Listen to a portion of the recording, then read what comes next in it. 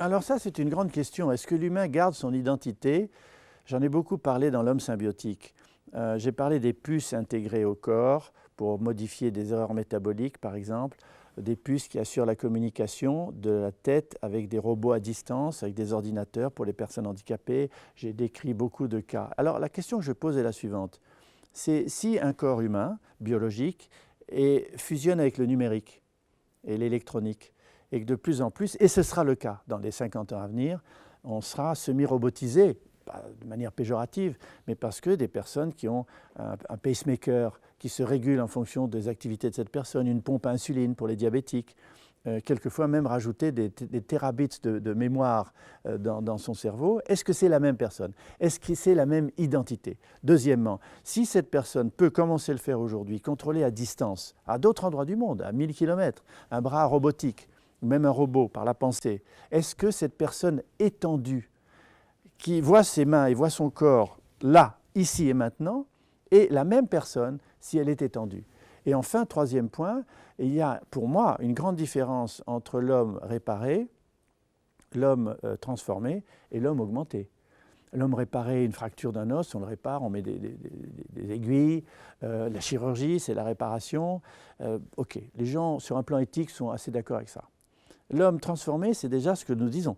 C'est-à-dire, est-ce que c'est toujours un être humain lui-même s'il a des puces électroniques, un pacemaker, une pompe à insuline, un bras robotisé, un genou bionique? Est-ce que c'est la même identité? Question, je ne suis pas sûr que philosophiquement on puisse y répondre d'une manière très claire. Et troisièmement, l'homme augmenté, celui dont je disais qu'on pourrait mettre une puce de terabits dans sa tête pour qu'il ait une pensée démultipliée, ou bien s'il peut voir dans l'infrarouge, ce qu'adoreraient les militaires notamment, etc., l'homme bionique, est-ce qu'on pourrait aller jusque-là? Moi, j'ai des réserves éthiques. Le surhomme à la Nietzsche, l'élite qui peut se payer ce genre de choses, créant une différence entre deux humanités, l'humanité à basse vitesse et l'humanité à grande vitesse, comme disait déjà Aldous Huxley, les alpha et les gamma. Moi, je suis très, très réticent sur cette position-là. Donc, l'homme réparé, oui. L'homme transformé, pourquoi pas en y réfléchissant. L'homme augmenté, soyons prudents. Vous êtes tout de même habité par l'exigence d'un mieux vivre ensemble. J'aimerais savoir, le mieux vivre ensemble, le sport doit y participer, il a toute sa place dans ce mieux vivre ensemble. Comment peut-on penser ensemble à la fois ces mutations, l'évolution technologique, le caractère invasif par exemple des techniques, et cette exigence éthique du mieux vivre ensemble, c'est-à-dire de repenser à la fois le lien social, peut-être lié à la civilité, enfin tout ce qui permet à une société de vivre de manière à peu près pacifique. Il faut venir à une Universcience d'abord, c'est exactement notre message. Notre message, c'est comprendre le monde, la technologie, c'est vouloir ce monde, c'est si possible aimer ce monde et le construire ensemble. Comprendre, vouloir, aimer, construire.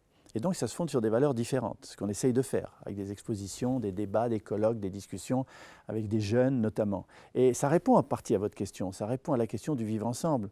Il faut d'abord se comprendre ce qui arrive, faire de la prospective, voir les outils, comment faire en sorte que de mutants que nous sommes en train de devenir, nous soyons des mutants humanistes. Moi, je suis un technologue humaniste. Ce qui m'intéresse, c'est l'humain, la société, ce n'est pas la technique en elle-même. Donc c'est toujours la relation science-technique-société qui nous passionne à Universcience. Et c'est celle que j'essaie d'appliquer avec d'autres amis dans nos écrits et dans nos réflexions sur l'homme. Et là naissent de nouvelles valeurs.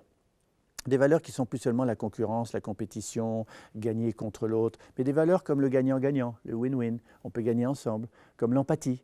Je me mets à la place de l'autre pour comprendre ses sentiments, ses émotions, la solidarité, la générosité, le partage. Donc je décris beaucoup tout ça dans mes livres parce que je pense que nous allons vers une nouvelle ère qui est une ère d'un nouveau paradigme, d'un paradigme de la complexité, où je parle régulièrement, même depuis le macroscope en 1975, de la complémentarité entre la vision analytique et la vision systémique. Et je pense que cette vision systémique que l'on commence à avoir avec la génération nouvelle A, parce qu'elle est transversale de nature grâce au réseau, à Internet qu'elle a depuis qu'elle est née, et grâce à cette vision systémique du monde, les conflits sont différents. Les conflits ne sont plus des conflits de rapport de force, mais peuvent être des conflits de rapports d'interaction.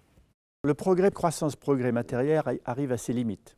Tout le monde le dit, on le sait, avec les désordres que l'on crée dans l'environnement, avec le dioxyde de carbone, avec l'hyper-informatisation, ce que j'appelle l'infobésité ou l'infopollution. On arrive aux limites de cette croissance matérielle. On le sait, on va continuer, on a besoin encore. Mais on rentre dans ce qu'on appelle les sociétés de la connaissance. les sociétés de la croissance immatérielle. Et dans ces sociétés de la croissance immatérielle, il y a évidemment l'intelligence et le corps, l'éducation, le partage. Et là, on rentre dans un autre paradigme que j'appelle le paradigme de la complexité, qui veut dire, en tant que prospectiviste, que dans les 50 prochaines années, même si la croissance matérielle se continuera et doit se continuer, on rentre dans une autre forme de croissance. Et le sport est un des modèles de cette autre forme de croissance, parce qu'il permet le dépassement de soi, la réflexion sur le corps, la réflexion sur la biologie, la réflexion sur les autres, la réflexion sur l'équipe, la réflexion sur le management d'une équipe, la réflexion sur le combat pour gagner aussi, en adaptant des stratégies différentes. Et je pense que les jeux vidéo, par exemple, qui ne sont pas une forme de sport parce qu'on ne bouge pas beaucoup, mais les jeux vidéo avec les nouvelles techniques comme Kinect ou les gestes qui sont reconnus, la génération qui arrive, qui a été formée aux jeux vidéo, elle apporte des formes de stratégies différentes dans le gagnant, dans le fait qu'on peut gagner. C'est un jeu. Et les enfants, vous avez vu à quel point ils jouent. Ils miment la réalité en jouant constamment « j'ai gagné, tu as perdu ». Donc ça, ce n'est pas mauvais du tout pour l'évolution de l'humanité. Mais c'est quand c'est exacerbé par le fric, comme je l'ai appelé, ou la pollution des mentalités, qu'il ne faut pas aller trop loin. Alors d'abord, qu'est-ce que c'est? L'épigénétique, pour moi, scientifique, c'est la plus grande découverte en biologie de ces 50 dernières années. Voilà, un tripoté de prix Nobel derrière. Épi, ça veut dire après, génétique, c'est-à-dire ça vient après le génome. La banque de gènes, l'ADN, on a 30 000 gènes, on a 3 milliards de caractères génétiques, on connaît ça maintenant, on a une banque génétique qui programme la fabrication des protéines et des enzymes qui font marcher notre usine cellulaire. On commence à bien connaître tout ça. L'épigénétique, comme épiphénomène, c'est quelque chose qui vient par-dessus. L'image que je donne à mes étudiants souvent, c'est que l'ADN, c'est comme la portée des notes, les notes musicales sur une portée, ça c'est l'ADN, mais la symphonie qu'on va faire selon le talent du chef d'orchestre et des musiciens, c'est l'épigénétique. Allegro, ma non troppo. Voilà. C'est la différence qualitative entre l'inscription du programme et l'interprétation du programme. Alors, pourquoi l'épigénétique c'est tellement important, y compris pour le sport et pour la vie en général? C'est que l'épigénétique, c'est quoi? C'est la modulation de l'expression des gènes, plus, moins, pas du tout, en fonction de son comportement. Et ce comportement, en fait, il y a 5 éléments constamment interconnectés dans nos vies de tous les jours. C'est la nutrition, l'exercice sportif, la management, la résistance au stress, le réseau familial, social, amical et le plaisir. Ces 5 éléments sont coordonnés dans un diagramme systémique en permanence. Et si on joue d'eux en synergie, on peut se maintenir en bonne santé, se maintenir en optimal sportif et vieillir moins vite. Donc, vous imaginez l'impact de l'épigénétique. Moi, je dis aux gens, oui, vous pouvez faire quelque chose pour vous. Mangez différemment, je peux vous expliquer comment. Faites 20 minutes ou 30 minutes de sport par jour, je peux vous expliquer comment, sans exagérer. Faites de la méditation, de la respiration, tranquille, les mains comme ça, je peux vous expliquer comment. Donc, il y a des tas de gens qui font ça maintenant. Donc, la synergie de ces 5 principes de l'épigénétique permet dans le corps de fabriquer des hormones, je ne vais pas rentrer dans les détails pratiques, qui vont permettre à l'ADN de s'exprimer plutôt que d'être fermé. Pourquoi? Parce que l'ADN est entouré d'une couche protectrice qu'on appelle les histones, un peu comme un fil électrique est entouré d'une gaine plastique. Pour atteindre le fil électrique, c'est-à-dire l'ADN, il faut que la gaine s'ouvre. Si la gaine ne s'ouvre pas, l'ADN ne peut pas être traduit. Or, qu'est-ce qui ferme et qui ouvre ces gaines à certains endroits de la librairie génétique? Le comportement, qui va conduire à des hormones, à des produits qu'on connaît maintenant, qui vont, alors un peu terme technique, méthyler ou acétyler l'ADN, c'est-à-dire l'empêcher de s'ouvrir ou favoriser son ouverture. Et comme un livre de cuisine, si vous voulez, l'ADN c'est comme un livre de cuisine, il y a le chapitre soufflé au fromage, et à côté il y a le chapitre soufflé aux champignons. Si le chapitre soufflé aux champignons est collé, les pages sont collées, mais que le chapitre soufflé au fromage est ouvert, je peux faire des soufflés au fromage. Et puis quelque chose va coller le chapitre soufflé au fromage et le chapitre soufflé aux champignons est ouvert, ou tarte au poireau, et je peux faire une tarte au poireau. L'ADN c'est pareil. Il y a des chapitres collés et des chapitres ouverts. Mais ce qui décolle et ouvre les chapitres, c'est votre comportement. Alors vous vous rendez compte, pour le sportif, en plus de ça, on a découvert aussi que le cerveau, que j'ai dit est dans le corps et pas dominateur comme un ordinateur, et le cerveau influence l'épigénétique. Et si on est bien dans sa peau, si on n'est pas stressé, si on est heureux avec les autres, certains gènes vont se débloquer et d'autres vont se renfermer. Donc ça remet totalement en cause l'opposition de l'acquis, de l'inné, de nature, culture. De l'évolution darwinienne par rapport à l'évolution lamarckienne, le finalisme par rapport au déterminisme. On est dans un nouveau paradigme qui est ni déterminique, ni finaliste, ni lamarckien, ni darwinien, qui est comportemental. L'inné et l'acquis, c'était ou. Maintenant, c'est et. Vous insistez sur une distinction importante, qui est une distinction qui n'est pas simplement conceptuelle, qui renvoie vraiment à des champs différents, entre le rapport de force ou les rapports de force, qui sont des rapports d'antagonisme, des rapports de compétition, et les rapports de flux. Vous pouvez préciser les choses. Si vous voulez un rapport de force, symbolisé comme ça, c'est par exemple les rapports de force militaire. Vous avez tant de têtes nucléaires, j'en ai tant.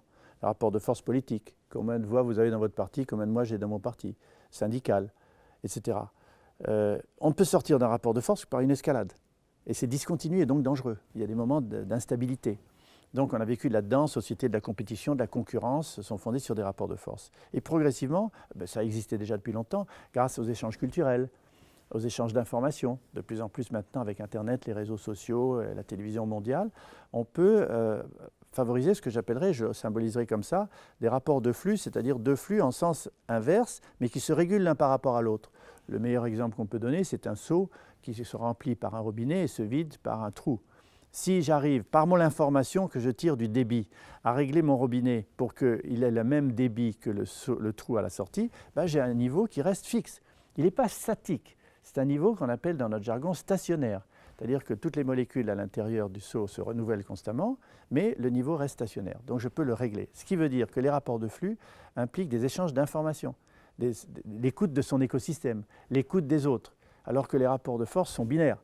C'est moi contre toi, et j'en sors. Donc je pense que de plus en plus, la société de demain, les sociétés de la connaissance, vont se fonder de plus en plus sur ces rapports de flux. Et j'ai pas mal écrit là-dessus et fait des conférences dans ce domaine. Et je reçois un accueil extrêmement intéressé du fait que les gens réalisent que c'est déjà en cours et que c'est à eux de le mettre en œuvre beaucoup plus que dans la compétitivité et la concurrence acharnée que se livrent les entreprises, les personnes et les sportifs.